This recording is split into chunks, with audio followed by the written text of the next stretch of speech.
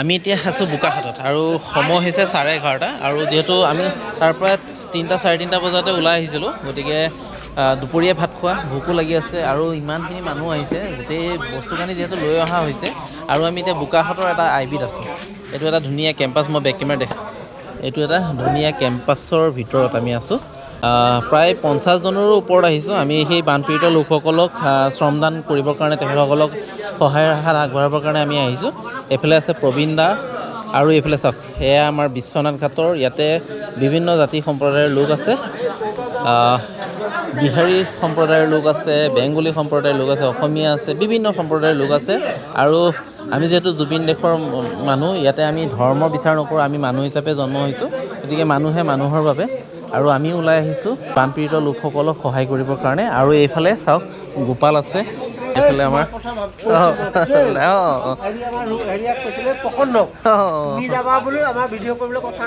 কাইলৈ আমি ৰাতিপুৱাৰ পৰা সেই বানপীড়িত লোকসকলক, শিৱসাগৰ নাজিৰাৰ যিসকল বানপীড়িত লোক আছে, তেখেতসকলক আমি যিমান পাৰোঁ সহায় কৰিবলৈ চেষ্টা কৰিম।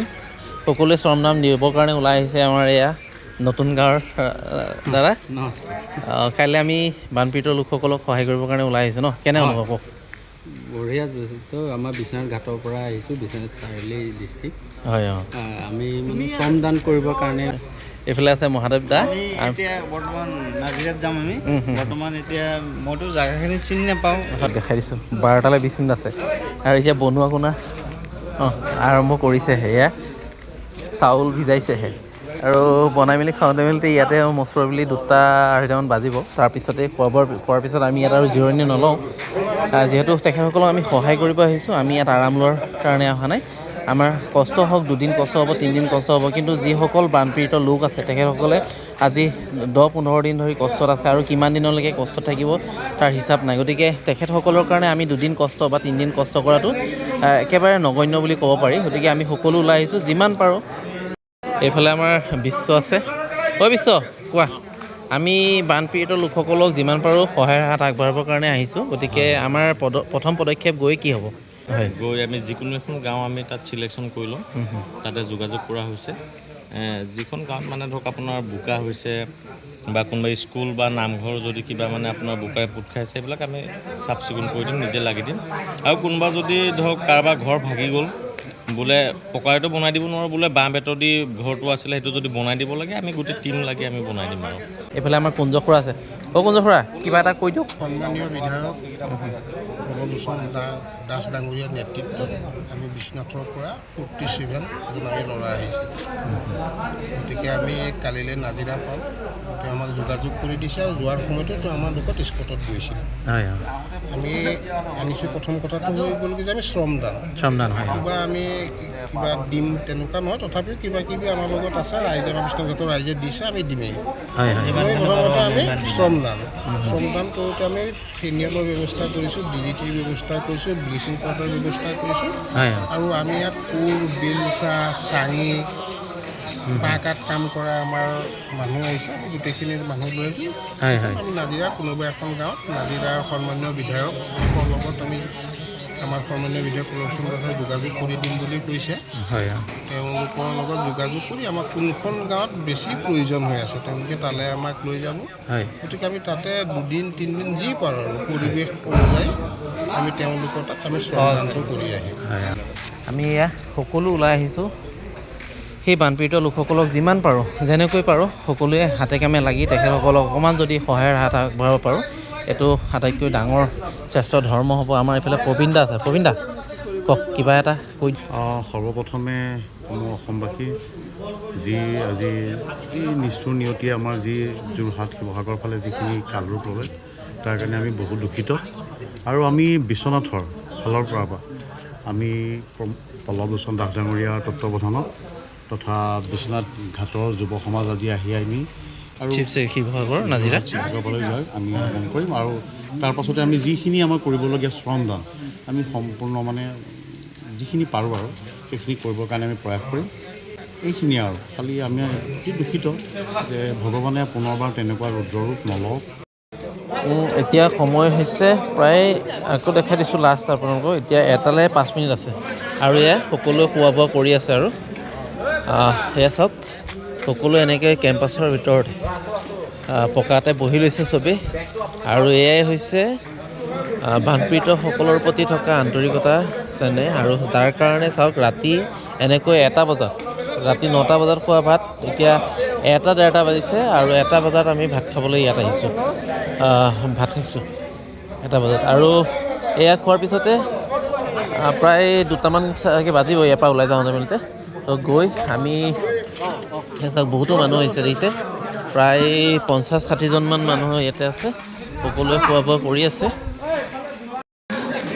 এতিয়া সময় 1টালৈ 5 মিনিট আছে আৰু এয়া সকলোৱে খোৱা বোৱা কৰি আছে এয়া চাওক সকলোৱে খোৱা বোৱা কৰি আছে আৰু খোৱা বোৱা কৰাৰ পিছতে ইয়াৰ পৰা আকৌ আমি যাত্ৰা কৰিম শিৱসাগৰলৈ শিৱসাগৰ নাজিৰালৈ আৰু এয়া বানপীড়িত লোকসকলৰ প্ৰতি থকা আমাৰ দায়িত্ব আচলতে মানৱতাবোধ আৰু প্ৰবীণ দা আছে প্ৰবীণ দা বানপীড়িত লোকসকলক সহায় কৰিবৰ কাৰণে 50-60জনতকৈ ওপৰত আমাৰ বিশ্বনাথঘাটৰ পৰা আহিছে গতিকে আমি কাইলৈ যাম শ্ৰমদান কৰিবৰ কাৰণে এই বানপীড়িত লোকসকলৰ এই সংকটৰ সময়ত আমি সকলো ওলাই যাম তেখেতসকলক যিমান পাৰোঁ কিঞ্চিতমান আমি তেখেতসকলক সহায় কৰিবৰ কাৰণে গৈছোঁ আপুনি আছে ইয়াতে নেতৃত্ব লৈ গতিকে কি ক'ব আপুনি সৰ্বপ্ৰথমে আমাৰ পিংকুল হাজৰিকালৈ আমি ধন্যবাদ জনালোঁ আজি আমাৰ কি হৈছে বিশ্বনাথ ঘাট যুৱ সমাজ বিশ্বনাথ সমষ্টিৰ সকলোকে প্ৰিয় বিধায়ক কললোচন দাসদেৱৰ তত্ত্বাৱধানত আমি আজি আহিছোঁ যোৰহাটৰ যি বানপীড়িতসকলক আমি শ্ৰমদান কৰিবৰ কাৰণে যিখিনি অনিষ্ট হৈছে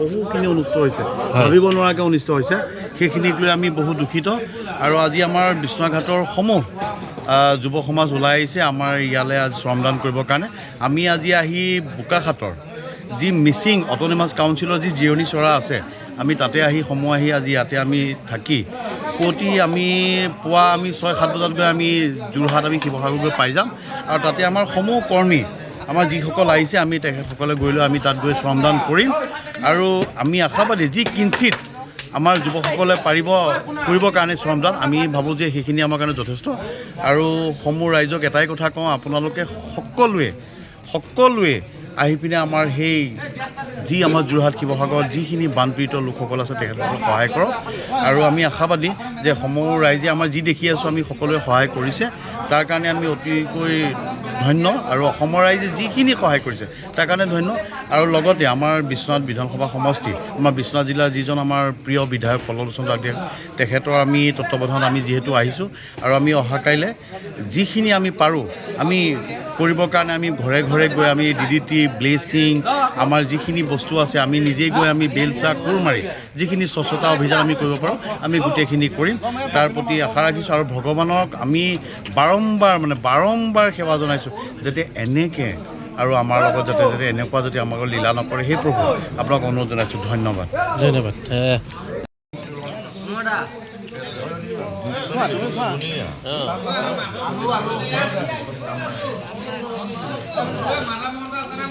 খোৱা প্ৰায় হৈ গৈছে এইফালে প্ৰবীণ দা ধন দা বিপুল খুৰাতে খাই আছে আৰু এইফালে ৰূপম দা আগভাগে খাই এতিয়া এইফালে ৰূপম দা কওক কিবা এষাৰ কওকচোন বানপীড়িত লোকসকলৰ হৈ আমি একচুৱেলি এতিয়া মুহূৰ্তত আমি বানপীড়িত ৰাইজসকলৰ সমভাগী হ'বলৈ আহি আছোঁ আমি সকলো ৰাইজ এতিয়া একত্ৰিত হৈছোঁ আৰু আমি আহি থকা অৱস্থাত ৰাতি দেৰি হ'ল প্ৰায় 1টা বাজে প্ৰায় বাজি প্লাছ হ'ল আমি এই মুহূৰ্তত আহি উপস্থিত হৈছোঁ যোৰহাট জিলাৰ এটা স্থানত জেগাটোৰ স্থানটো নাজানো তাত আমি সকলো ৰৈছোঁ আৰু যোৰহাট জিলাৰ ৰাইজে আমাক এটা এসাঁজ খুৱাইছে আমি তেওঁলোককো ধন্যবাদ জ্ঞাপন কৰিছোঁ আমি তেওঁলোকৰ ৰাইজৰ আতিথ্যত আজি আছোঁ আৰু অহা কাইলৈ আমি শিৱসাগৰ নাজিৰা আৰু যোৰহাটত যিমান বানপীড়িত ৰাইজ আছে তেওঁলোকৰ সেৱাৰ কাৰণে আহিছোঁ আৰু সকলো ৰাইজক আমি আহ্বান জনাইছোঁ আহক সদায় এই মুহূৰ্তত সঁচাকৈ আমাৰ অসমৰ যোৰহাট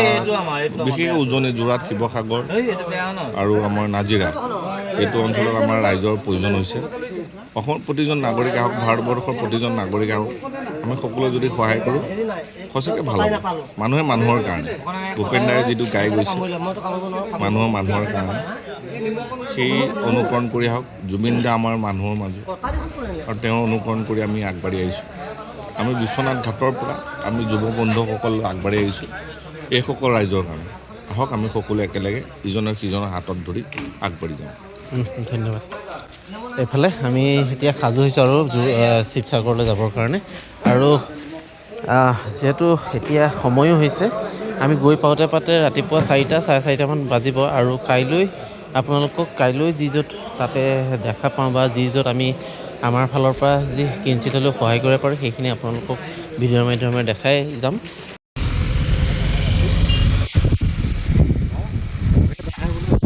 হয় দেই, অৱস্থা দেখিলে বেয়া লাগিছে।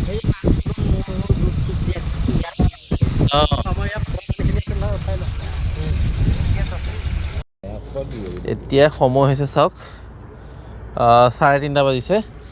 এটা চকুটিপ মাৰিব নোৱাৰিলোঁ, ৰাতিপুৱা হ'ব আৰু আমি তিয়ক পালোঁ। আৰু এইফালে চাওক মোহনদা, এইফালে মোহনদা ধুনীয়াকৈ আমাৰ যোনখন গাড়ীত বস্তু অনা হৈছে এইখনতে মোহনদাক দেখাই দিছে। এইফালে মোহনদা ইমান ধুনীয়াকৈ, মোহনদাৰ ওপৰত কোন আছে জানো? প্ৰফুল্লতাৰ মোহনদা ধুনীয়াকৈ শুই আহি আছে। ইয়াতে পানী বটল, স্প্ৰে, আলু, এইটোত কি আছে বা? এইটো চাউল।